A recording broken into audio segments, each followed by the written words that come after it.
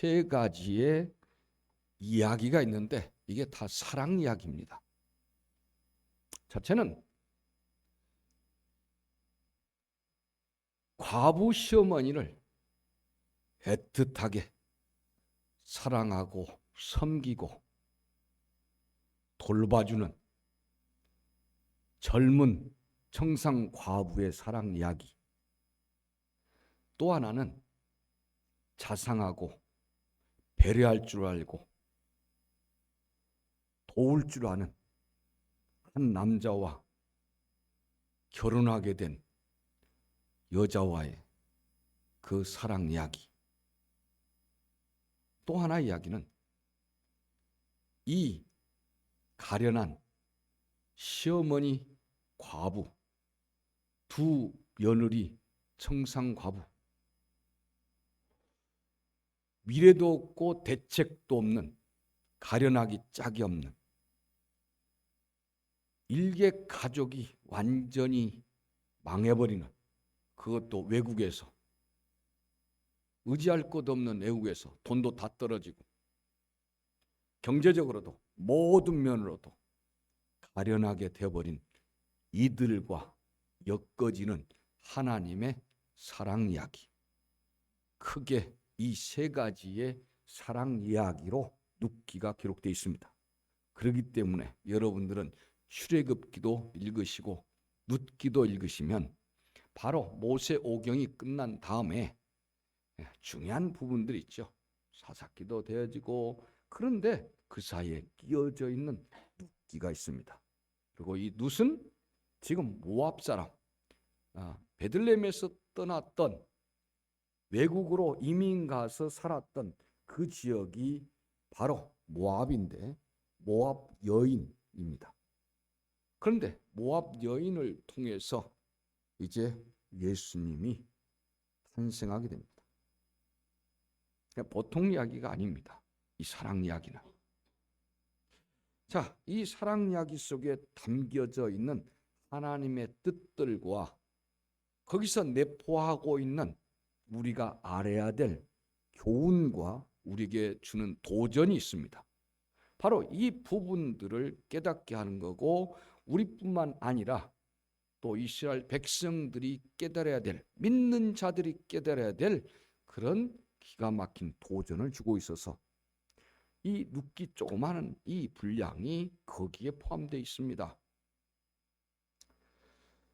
자, 그런데 이 사랑 이야기가 어떻게 전개되냐 하면, 잘 들으셔야 여러분에게 또 다른 부분들을, 다른 성경들을 이해하는데 크나큰 도움이 됩니다. 이 사랑 이야기는 어떻게 보면 우울하죠. 아니, 이민 갔는데 시아버지가 죽어요. 엘리멜렉이라는 시아버지가 죽어요. 가정을 다 책임졌던, 그리고 사업수완과 외국어에 능통했던, 그리고 세계 돌아가는 정세와 그 다음에 어떻게 하면 알까, 남보다도 통찰력이 뛰어난 가장인 시아버지, 즉 이 나오미 남편이 죽습니다. 그러니 얼마나 가장 의지했던 남편이 죽었으니 얼마나 불행스럽습니까? 그런데 두 아들이 결혼을 모압에서 했는데, 외국에서 했는데, 그만 며느리들이 죽는 게 아니라 아들 둘이 다 죽었습니다. 얼마 되지 않았어. 그러니 남편 죽지요, 아들 둘 다 죽었지요. 그러니까 두 아들에게서 생긴 며느리, 두 과부, 자기 과부, 이렇게 됩니다. 그런 가족사, 이건 단순한 가족사가 아니라는 거죠. 그런데 이런 우울한 가정에 크나큰 절망과 실망 속에 빠져버릴 수밖에 없는 이 가족이 어떻게 해서 출발하게 됐을까? 이민을 왜 갔을까? 그 전개되는 이야기는 이렇게 됩니다. 그때가 그냥 이민 가기에 딱 좋은 조건이었습니다. 왜? 1절에 뭐라고요? 사사들이 치리하던 때에 그 땅에 흉년이 드니라 이거예요. 이것이 이민 가게 된 동기였습니다. 누가 통치했다고요? 사사들이 통치했다. 두 번째는 흉년이 들었다. 이거예요. 이것 때문에 재빠르게 이민 간 겁니다. 사사들이 통치하던 때가 어떤 때입니까? 사사들이 통치한 때는 이미 사람들 속에 왕이 없어요. 사사들이 끝난 때 사람들이 그냥 우리에게도 왕을 주세요. 인간의 왕을 주세요. 인간적인 왕, 대통령을 뽑게 해주세요. 직접 선거로 뽑게 해주세요. 이거였습니다. 자, 그런데 지금까지 여러분이 출애굽기 오전에 들었습니다. 출애굽기 쭉 보니까 누가 왕이지요? 이스라엘 백성의 왕이 누구죠? 하나님이에요. 하나님이에요. 그런데 사사들이 통치하면서는 왕이 없어요. 자, 여러분들 한번 찾아볼 것이 있습니다. 사사기 21장 25절 찾아보셔야 돼요. 여러분 성경에 여러분이 손수 찾아보셔야 여러분이 성경에 대해서 깨닫게 됩니다. 이 부분은 반드시 찾아서 읽어야 돼요. 사사기 21장 25절. 여러분들이 정상적인 교회를 다니게 되면 이 부분은 반드시 여러분 보고 찾아보라고 하든지 여러분에게 알게 할 겁니다. 예, 그렇습니다. 그러나 여러분 성경으로 읽으면 더 은혜가 됩니다. 저것은 눈이 어두우신 분, 노안이 있다든지 그런 분들, 시각장애인들, 그 다음에 저 이렇게 읽도록 했습니다. 그때에 이스라엘에 왕이 없으므로 사람이 각각 그 소견에 옳은 대로 행하였더라. 이게 문제입니다. 왕이 없대요. 아니, 내 지금까지 출애굽기부터 지금까지 왕은 누구였어요? 여러분 대답이 빨라야 됩니다. 하나님이 왕이었어요. 하나님이 주인이었어요. 하나님이 대통령이었단 말이에요. 없대요. 자, 십계명을 시내산에서 받았습니다. 그리고 쌍무적인 계약이라고 했습니다. 그 계약 속에 뭐예요? 너희가 신명기 28장 1절 기억나죠? 너희가 내 말을 잘 들으면 내가 너희들에게 약속한 대로 너희들이 지키면 내가 너희를 축복하고 은혜 주리라고 했습니다. 그런데 지금 그 말씀을 다 잊어버렸다. 안 지키고 있다. 그 말입니다.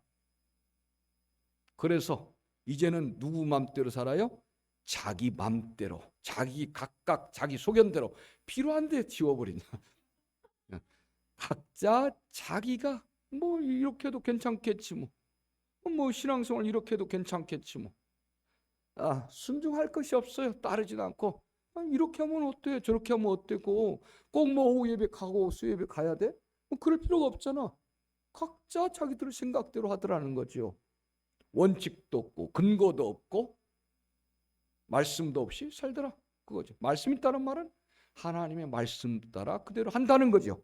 하나님이 새롭게 약속한 그런 쌍무적 그런 계약, 쌍무적 축복의 언약된 그 계획과 그 계약과 상관없이 내가 생각에 좋은 대로, 내 생각대로, 요즘 말로 내 맘대로 한다 이 말이죠. 신앙의 기준이 내 맘대인 거예요. 그래서 중구난방이죠. 소견대로 옳은 대로 행하였더라. 그런 시대예요. 이게 바로 사사시대. 그래서 사람들은 왕이 없어요. 하나님이 보여요, 안 보여요? 안 보입니다. 하나님 안 보여요. 왜? 각자의 하나님을 왕으로 삼았을 때는 하나님 보였는데 하나님을 왕으로 삼지 않으니까 하나님의 모습이 안 보입니다. 여러분이 섬긴다면 어떻게 되겠습니까? 당연히 하나님 보이죠.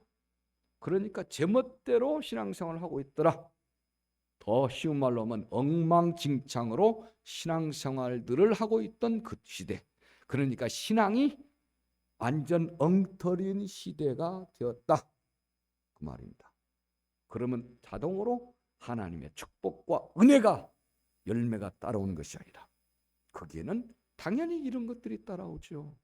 우상도 섬기게 되고 뭐 그러겠죠. 그러니까 자연스럽게 오는 것은 기근이에요. 영적 기근뿐만 아니라 육신적인 기근까지도 같이 오죠. 그래서 보니까 그 땅에 뭐가 들더라? 흉년이 드니라. 흉년이 찾아왔어요.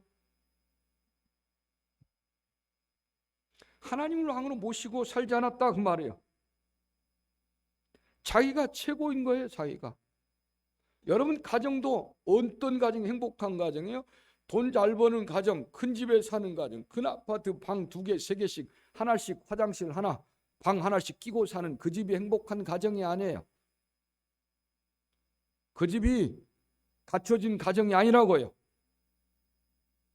다 그렇게 살라고 하는 거죠. 뭐가 있어야 돼요? 부모가 있어야 돼요. 부모가 같이 밥을 먹어서 부모가 아니에요. 부모를 존중할 줄 알아야 돼요. 그래야 부모예요. 부모를 존중하지 않으면 부모가 없지요. 여러분 행복하고 싶으면 집에 돈이 많아서가 아니라 자식에게는 부모가 있어야 돼요.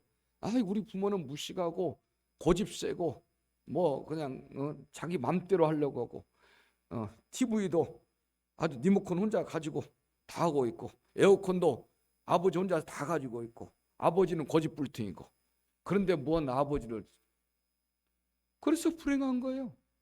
그까짓 것 에어컨 안 틀면 어때요? TV 안 보면 어때요? 오직 자식이 재미없으면 자식 얼굴 보는 재미로 재밌게 살아야 되는데 오직 자식이 엉망진창으로 싸가지 없게 하고 아주 예의 없고 버릇 없고 뭐 천방지축으로 살면 낙이 없어서 TV를 켜고 보게 되냐? 그렇게 좀 생각해 봐야죠. 어버이날이 최근에 지났으니까 이렇게 하고 어린이날이 가까우면 또 반대로 하고 그래. 아니 부모에게 기쁨거리가 안 된다고요? 왜냐? 부모가 존중받고 있어야 돼. 존중받게 하면 되잖아요. 우리 부모는 존중받는 게 아니라 무시받게. 어떤 사람은 부모가 도와주지도 않고 날 때 고아원 앞에다 버린 것이 전부예요. 그런데도 그 부모, 버린 부모, 자기를 버린 부모, 그분에게 고맙다고 표현하고 싶어서 8년째 한국 대사관에 편지를 보내서 나를 어느 고아원 앞에다가 버려둔 나의 부모님을 찾습니다라고 8년째 편지가 온대요. 네덜란드로 입양 갔던 한국 사람, 지금은 네덜란드 사람이죠. 결혼해서 남편이랑 잘 살고 있습니다. 나를 낳아줘서 고맙다고, 나를 버렸으니까 복수하겠다고 찾는 것이 아니라 고마움을 표시하겠다고. 여러분은 옷 줬지요. 지금까지 재워줬지요. 학교 보내줬지요. 이런 소리 하니까 눈 딱 감고 있다고 해서 부정되고 그런 건 아니잖아요. 눈 뜨세요. 자녀분들.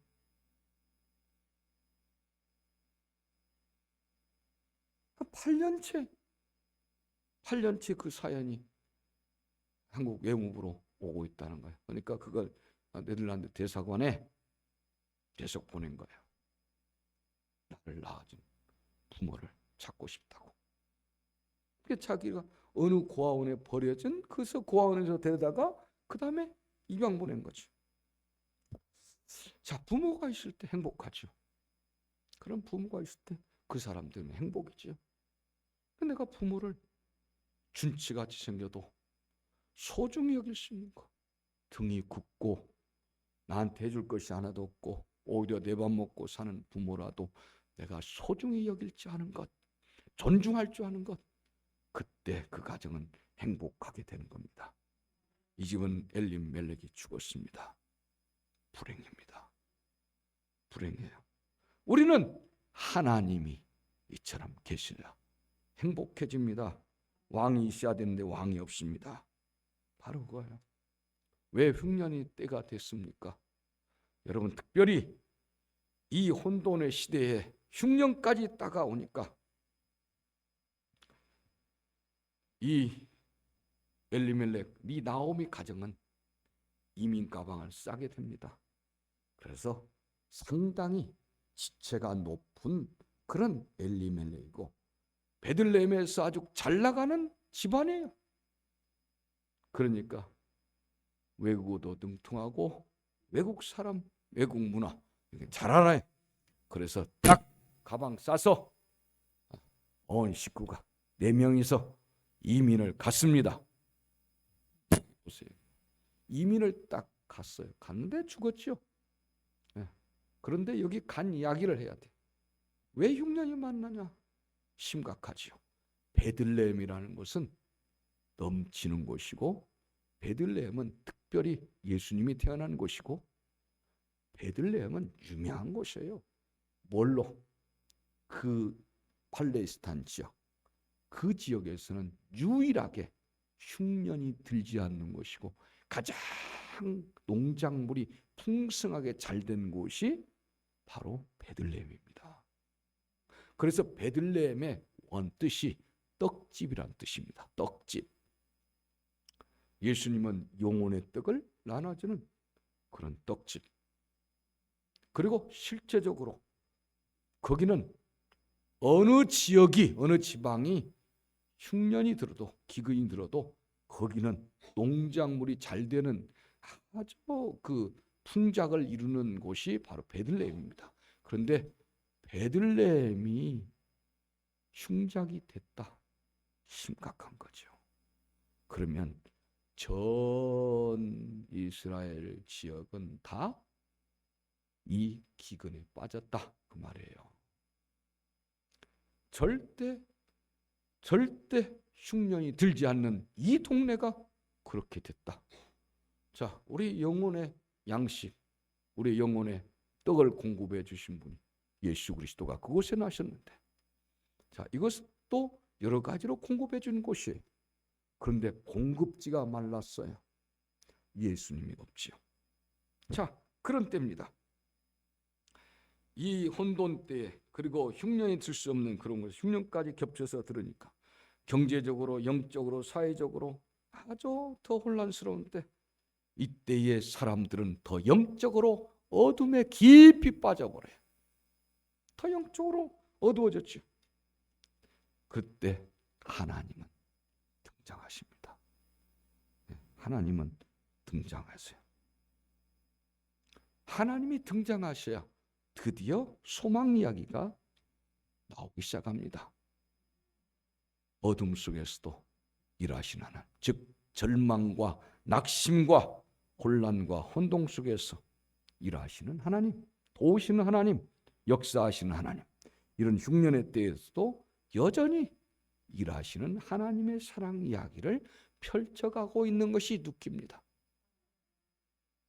하나님 때문에 이런 어둡고 우울한 절망적인 이런 상황이 뭘로? 은혜로 바뀌어져요. 삶이 바뀌어져요. 할렐루야. 이 집은 이제 상속권도 없고 아무것도 없잖아요. 남자들이 다 죽어버렸으니까. 남자들이 중요했던 것은 유대사회에서는 상속권이 있어요. 그런데 다 사라져버렸습니다. 그러니까 더 절망이에요. 그러면은 연이어서라도 돼야 되는데 나오미가 이미 할머니예요. 끝났어요. 그런데 하나님은 이 인생의 흉년이 찾아왔어요. 여러분, 인생의 흉년이 찾아왔는데 그 흉년 속에서 일하시더라. 그런데 우리는 흉년이 들면, 나라가 혼란스러우면 짐 쌀 생각부터 해요. 교회가 안 되잖아요. 교회가 자꾸 혼란스럽고, 교회가 그러면은 어떤 사람 보따리 싸기 시작합니다. 보따리 쌌다가 다시 돌아온 사람들 두고 하는 거 아니니까 늘 삐지고 오해하고 그러지 말고 늘 그렇다 그 말이에요. 예. 그래서 대부분은 1,000명 된 교회도 교회가 좀 혼란스럽잖아요. 그러면 80%가 보따리 쌀 생각을 합니다. 눈치만 보고 있는 거예요. 저 사람 나갈 때 나도 나가야지. 뭐 그런 거죠. 그런데 하나님은 그때 일하시더라. 그걸 배워주는 거예요. 그래서 이 눕기가 별것도 아닌 것 같은데 저 앞쪽에 자리 잡고 있는 거예요. 중요한 사무엘보다 더 앞에. 그래서 이 중요한 부분이에요. 이 부분이 있어야 또 예수님이 오시게 돼요. 그래서 여러분 흉년이 들고 혼란스럽고 이럴 때 누가 기억돼야 되냐? 하나님이 기억돼야 되는데 하나님이 기억 안 되니까 심란한 거예요. 근데 나오미 가정 가서 남편 잃어버렸죠. 오늘 나오미를 주제로 한다면 남편이 엘리멜렉인데 엘리멜렉이라는 뜻은 뭐냐면 나의 임금은 하나님이십니다.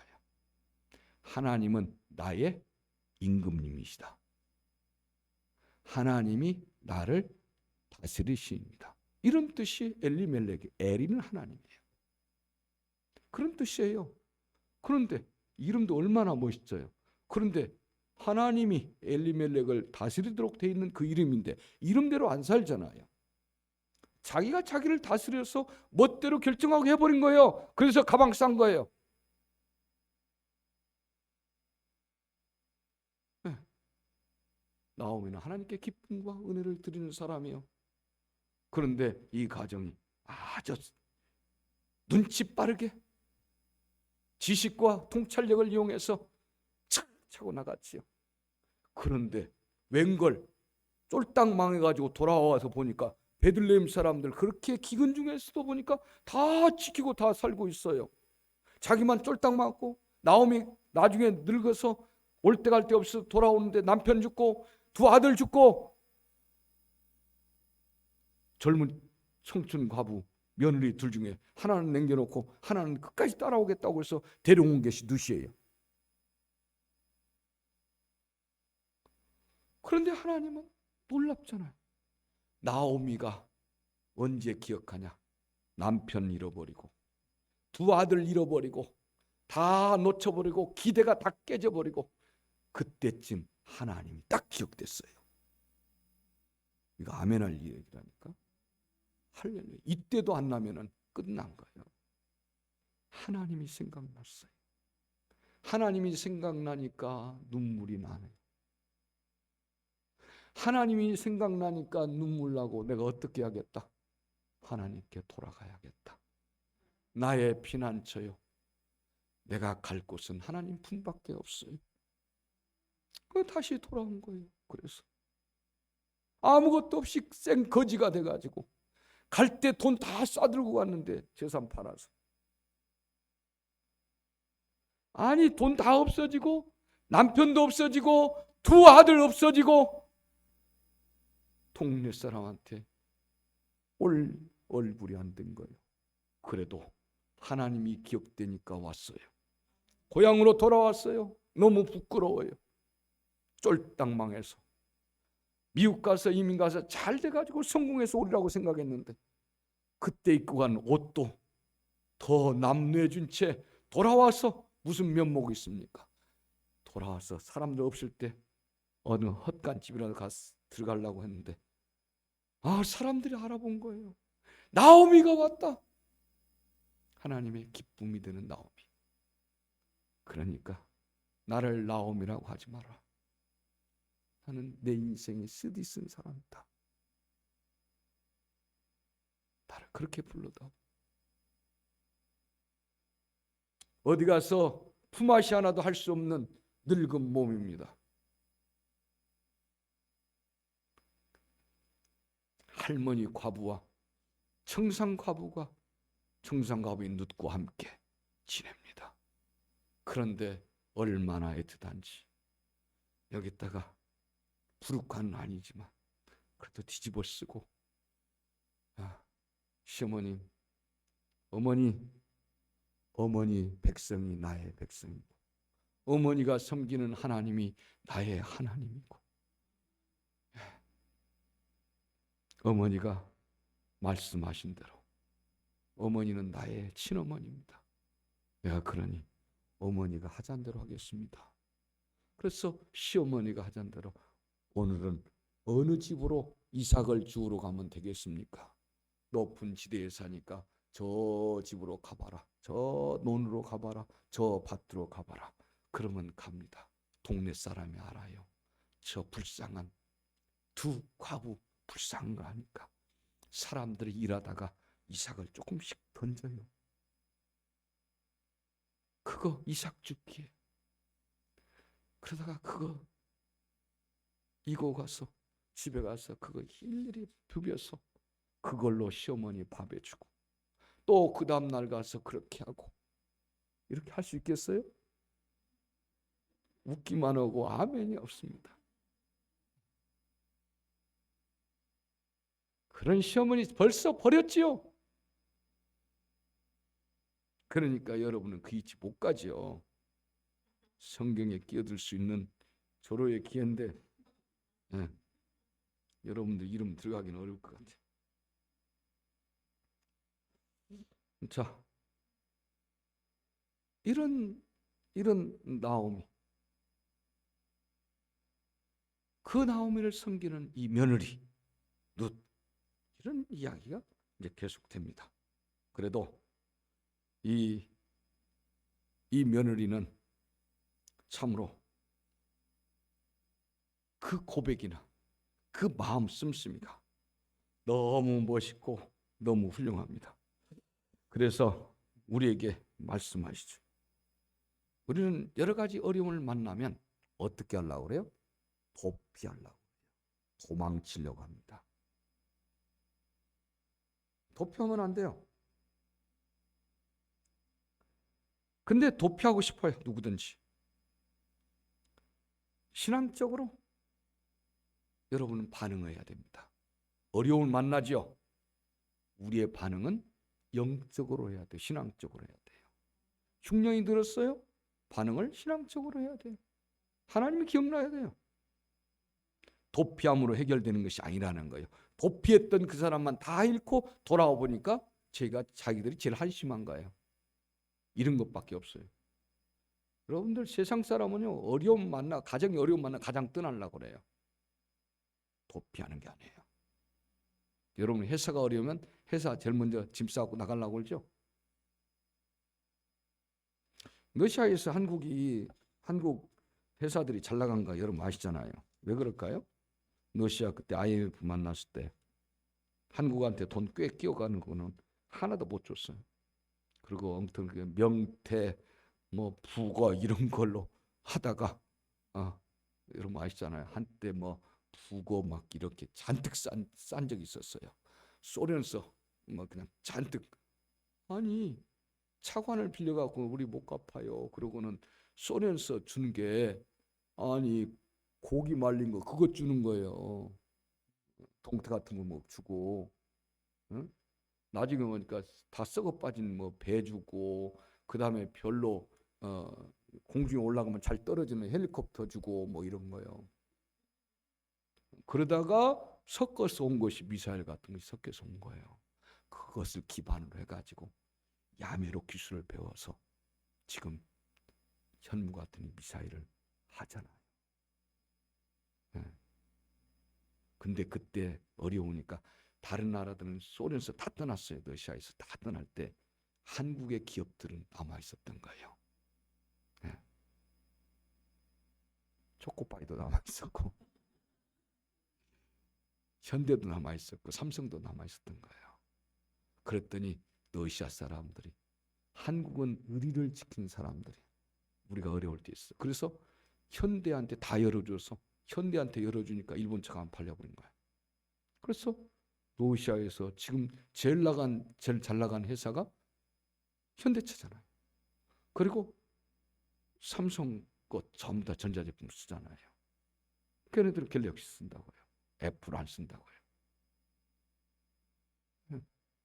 그리고 한국 팔도라면도 먹고, 쏘는 사람들 그 사람들, 그 외교부 직원들이 한국에 8명이 왔던 거예요.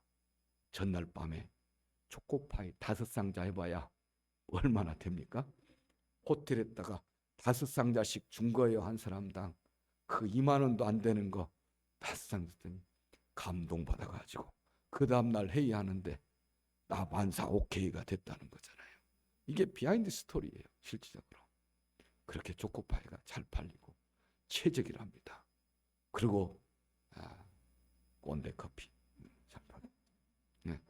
이게 그런 거예요. 맥심 이런 것들이 아주 잘 팔린다. 그런데 한국 것이 전 세계에서 한국을 가장 지지한 나라.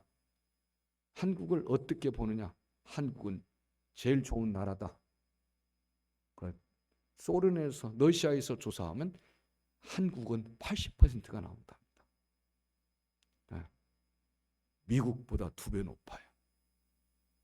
네. 왜요? 어려운 때 같이 해줬기 때문에. 그래서 지금 그것 때문에 소련에서 잘 나가고 있어요. 네, 마찬가지. 우리는 일단은 보따리 쌀 생각부터 안 해요. 그것부터 신앙적으로 반응을 해라. 이게 지혜롭게 반응하는 겁니다. 근데 늘 도피처, 피난처. 뭐라고 그러죠? 우리의 도피처, 우리의 피난처는 여호와 하나님이시라. 이렇게 잘합니다. 여호와는 나의 피난처시요, 나의 산성이요, 나의 요새요, 나의 피할 바위시요, 나의 만서반석 되시는 분이에요.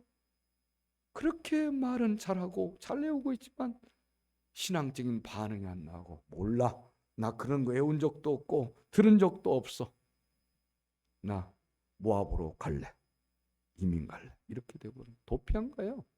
실제로 도피해서 얻은 것이 하나도 없었던 거죠. 신앙적인 반응이 잘못된 거예요. 문제가 다가왔을 때 바로 서서 도전하시기를 바랍니다.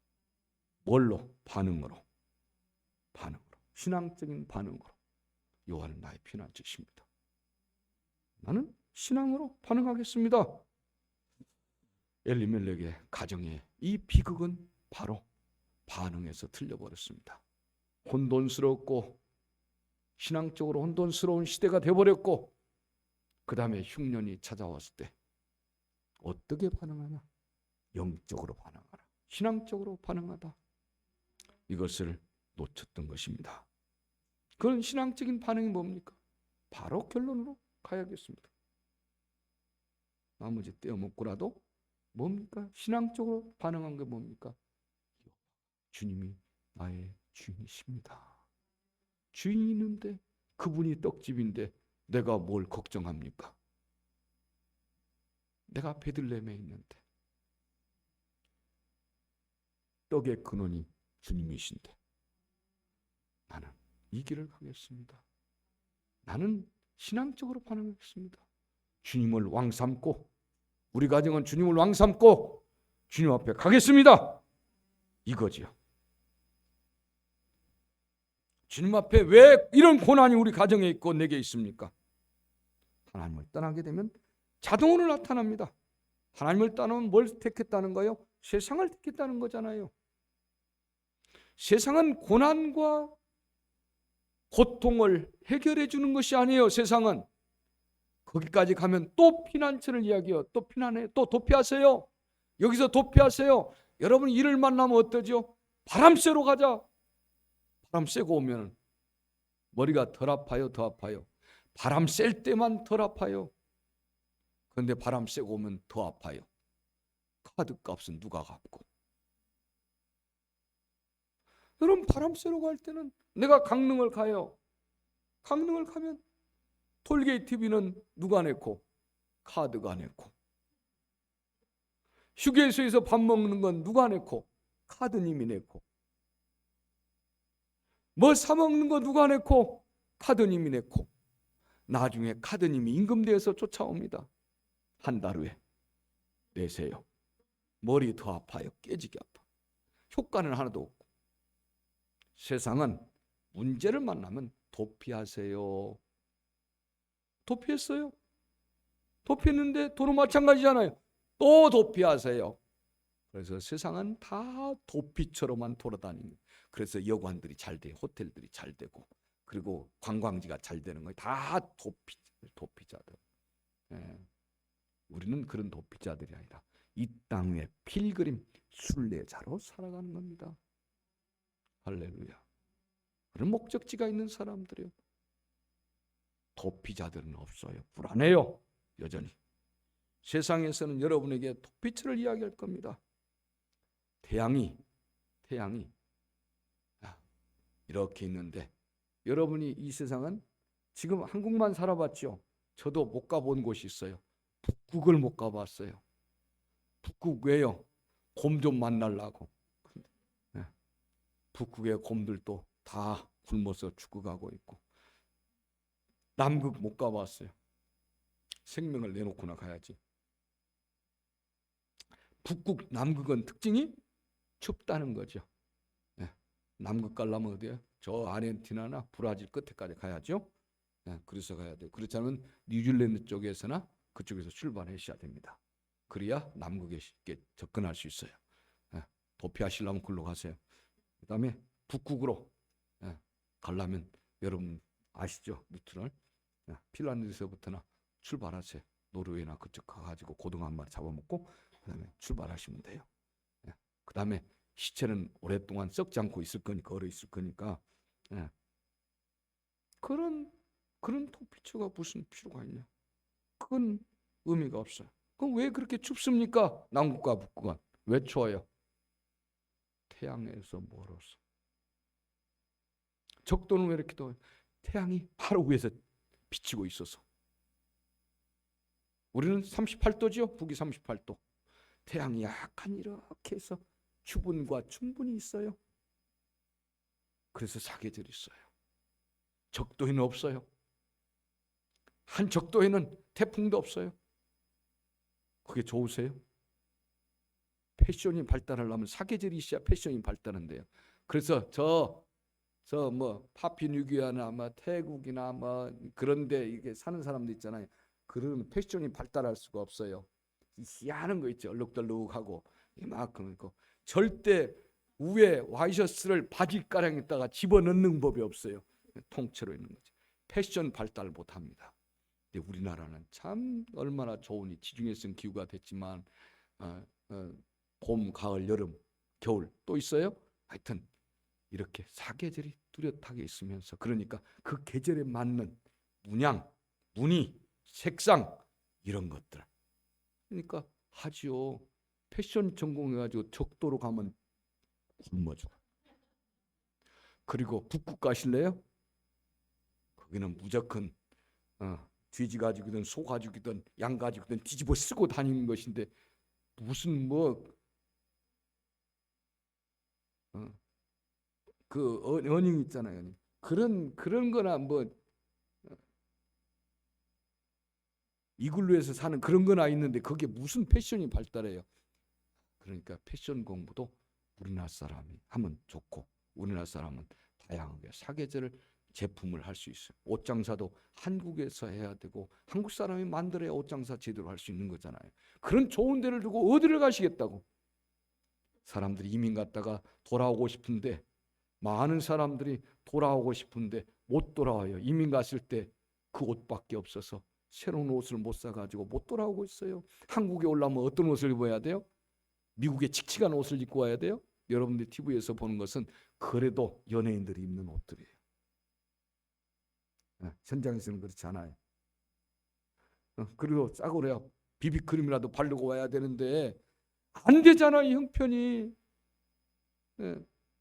100명 중에 한 10명 그럭저럭 살고 나머지는 어렵게 살아요. 힘들게 살아요. 못 와요. 여러분 못 보내셔. 한국에 올라면 한국 옷 입어야 되는데 한국 옷 비싸요. 한국은 속옷도 비싸요. 미국 옷은 10,000원이면 살 곳이 많아요. 10,000원짜리 파는 데가 많으니까. 근데 질 떨어져요. 세탁기 2-3번 들어갔다 나오면 펑펑 구멍 나고 그런 것들이에요. 좋은 나라에 사십니다. 이 좋은 나라에서 여러분들이 신앙적인 반응도 없다면 바보지요. 어리석은 거죠. 여러분 초점이 하나님 가까이 있기를 바랍니다. 할렐루야. 네. 하나님은 여러분을 그래서 여러분이 어둠을 만날 때, 삶의 흉년을 만날 때 이제는 주님 앞으로 가서 다시 한번 반응을 제대로 보여주시기를 바랍니다. 이 반응을 보인 데 있어서 엘리멜렉 가정은 실패했습니다. 나오미 가정은 실패했습니다. 그러나 나오미는 하나님 앞에 다시 돌아오게 됐습니다. 반응입니다. 이 반응이 모든 후손들에게, 우리들에게 이 반응을 소개하고 있는 겁니다.